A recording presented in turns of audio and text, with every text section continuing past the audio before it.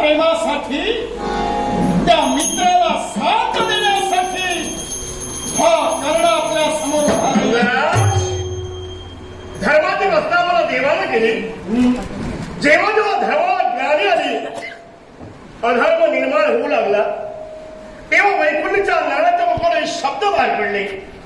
परिज्ञानाय साधनाम विना शांती दुष्कृतम धर्म संस्थापनार्थम संभवामी उद्योगे. धर्माची पायमनी अधर्माचा फैलावू लागला, म्हणून त्याला स्वर्गीय सुख तुच्छळे केलं. पण युगायुगाच्या आम्ही काही अवतार घेतले का? धर्म शाश्वत ठेवण्याच्या महत्वाकांक्षेनं अंगराज करो. आपण धर्माचे न्यायाचे पुरस्कर्ते असताना अधर्माला प्रोत्साहन का देता? आपल्या मुखातून निघणाऱ्या शब्दाला मी उत्तर देतोय. का सुयोधनाला ते केलं मी मान्य करतोय, ते अनुचितच होतं. पण ज्या करणारा तुम्ही म्हणाला धर्माचे पुरस्कर्ते आहात, कर्ण आपल्या तत्वाशी निष्ठय. एवढंच नव्हे तर या जगात रक्ताच्या नात्यापेक्षा जगात महान ठरलं गेलं ते मित्र प्रेम. आणि मित्र प्रेम हे असे ते जीवनात कधी साथ सोडत नाही. आणि मी मित्र प्रेमाचा बांधील आहे.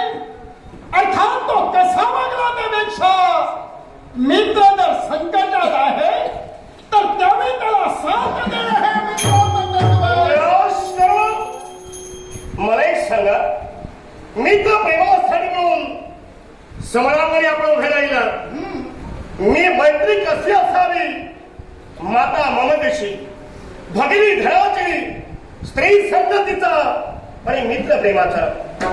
आपला मुलगा किती खटा असू द्या, तो केव्हाही वाह्यात जाऊ द्या, पण प्रेमाला जवळ कोण तुला असेल तर आईच करणार.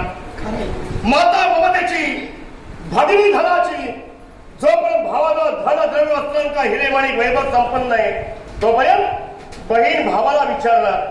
आणि दारिद्र्याला पीडित असेल तर ती बहीण भावाला केव्हाही विचारणार नाही. स्त्री संगतीचा लग्न झाल्यानंतर बायकोच्या शब्दात वागणं हा नवऱ्याचा धर्म म्हणून प्रत्येक जण धर्माचं साधन करतोय. आणि मित्र प्रेमाचा मला सांग, मैत्री कशी असावी? स्वार्थ असावी की निस्वार्थी असावी? निश्चितच निस्वार्थी असावी. होय ना? नक्की. मग मला सांग, ज्यावेळी युद्ध कौशल्य पाहिलं त्याच वेळी सुयोधनाच्या मनात प्रश्नचिन्ह निर्माण झालं. हस्तिनापूरचा युवराज आणि सम्राट होण्यासाठी म्हणून आपल्या साऱ्या सैन्यात एकच वीर आहे, तो कोण असेल तर कर्ण होय. म्हणूनच एका स्वार्थी बुद्धीनं मैत्रीचं नातं तुझ्या सगळ्यात जोडलंय. हे योग्य की अयोग्य? हे पार्थराज, मी मित्रत्वाच्या नात्याबद्दल बोलत असताना मी वैयक्तिक माझ्या मनाचा ठाम आहे याचं कारणही तुला आठवण आहे. तर ज्यावेळी हस्तिनापुरात वासंतिक स्पर्धा भरली गेली होती, सांगण्याची गरज नाही, स्वतःचं कला कौशल्याचा भरलेला सभेत प्रत्येक जण दाखवत असताना तूही दाखवलं. एक धनुर्धारी म्हणून तू श्रेष्ठ येते ठरला. पण ज्यावेळी त्या स्पर्धेत या कर्णाला उडी ठोकेली त्यावेळी प्रश्न उभा राहिला. मान्यवरांच्या मुखातून श्रेष्ठांच्या मुखातून शब्द बाहेर पडले, कारण त्या कर्णाला आपला कला कौशल्य दाखवलं. एक कर्ण महान योद्धा आहे, तो येथे प्रस्थापित झाला असता. पण ज्यावेळी माझं पूर्ण गोत्र विचारलं, एक सूत पुत्र म्हणून मला हिणावलं गेलं. त्या सूत पुत्राच्या महिन्याला त्या भरल्या सभेत झाली. पण ज्यावेळी त्या भरलेल्या सभेत अन्य देशाचा राजा म्हणून ज्यावेळी कर्णाला अधिकार माझ्या मित्राला बहाल केला, मग स्वतःचं जीवन अंधारमय स्थितीत होतं. कारण प्रत्येक धर्माला देवतच होता, प्रत्येक धर्माचे मानाने करत होते. अर्थात माणूस जन्माला आलाय, ज्या आई बापानं माणसाला जन्माला घातलं, ज्या मुलाचा जन्म होतो त्याचा दोष असतो का? त्यावेळी ते निर्वस्त्र ज्यावेळी जन्माची झाली, त्यावेळी त्यानं मला जवळ घेऊन तो अधिकार देऊन त्याचा मनातील स्वार्थ काही असू दे, पण त्यावेळी त्याला आपला म्हणून तो अधिकार मला दिला.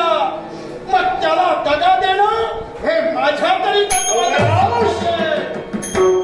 तुमच्याबद्दल मला स्वाभिमान आहे आणि अभिमान आहे. पण ज्यावेळी वासंती पौर्णिमेच्या दिवशी शस्त्र स्पर्धा भरली गेली, ती शस्त्र स्पर्धा सर्व क्षत्रिय वीरांसाठी होती आणि आमचं युद्ध कौशल्य दाखविलं. म्हणून पितामह भीष्माचार्य, गुरु द्रोणाचार्य, कृपाचार्य या ज्ञानवंताला तुझ्या जन्मरहस्याबद्दल संशय निर्माण केला. म्हणूनच अन्य देशाचं साम्राज्य या सुयोधनाला सूर्यरेखांकित राजकीय मस्तकी घेऊन राजा म्हणून तुला गुणगौरविलं.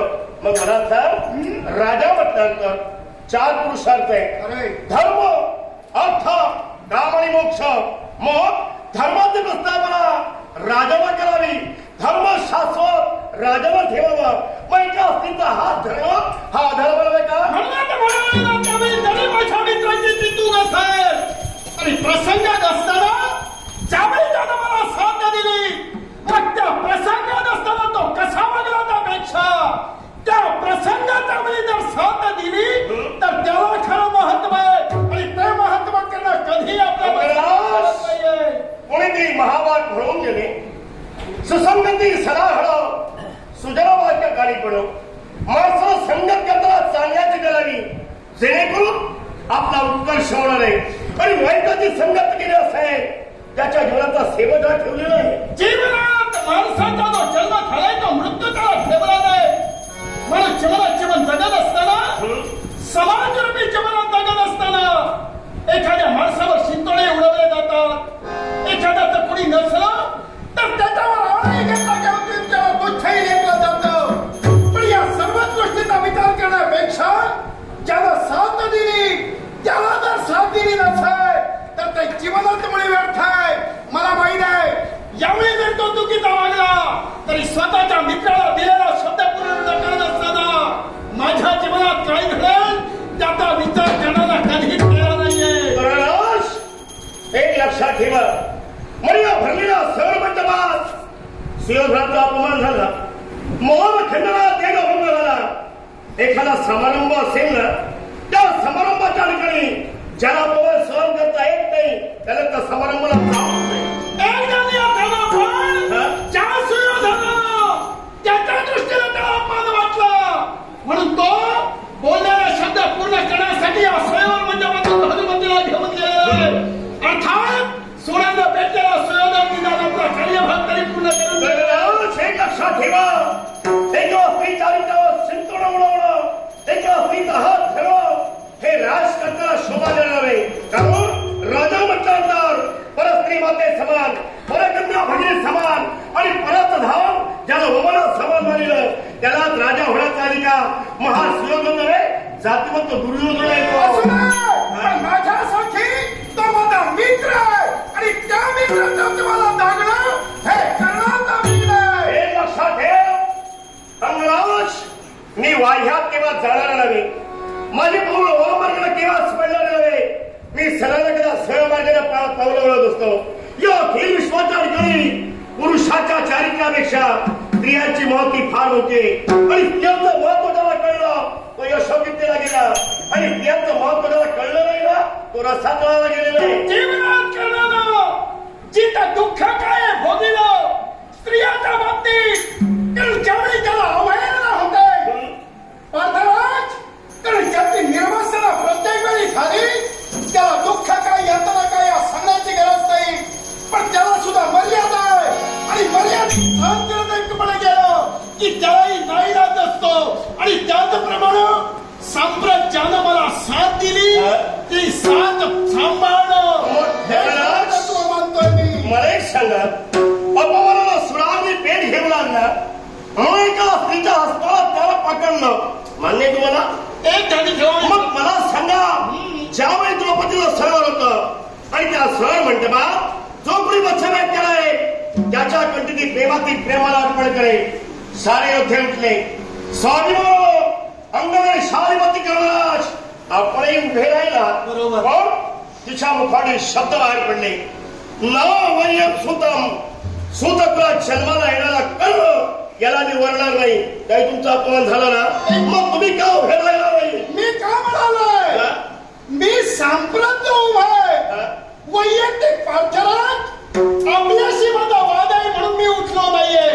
कारण ज्यावेळी राजकर्त्याच्या बाजूला तुम्ही उठलात कारण धर्महिंदुत्व जाणून तुम्ही जर वागत असाल तर ते तुमच्या दृष्टीने योग्य. त्याला मी दुजोरा नाही किंवा वाईट नाही म्हणणार. पण ज्या मित्र प्रेमासाठी मित्र तत्व राखणं हे करण्याचं कर्तव्य त्यासाठी मी प्रतिकार. फक्त मित्र प्रेमासाठी धर्म या कर्माला केव्हा कळून चुकलेला नाही. माझ्या जीवनात धर्म अनेक प्रसंगातून कडे जीवनात उभा राहिला. पण मी जो निष्ठावंत आहे ना तो मित्राप्रती आहे. या क्षणी धर्माप्रती नाहीये. शांत मिळावं दुसऱ्या राजाला सहाय्य करावं हा राजाचा धर्म आहे. तो युवराजाचा धर्म आहे. आणि त्या धर्माचा देवाला या धर्माने फार धर्म केलेला आहे. म्हणून ज्या कर्णाला आपला मार्ग राखून एखाद्या पर्वताप्रमाणे उभा राहिलाय तो कर्ण ज्या माझ्या मित्राला शब्द दिला त्या शब्दासाठी युद्धासाठी तो उभा राहिलाय.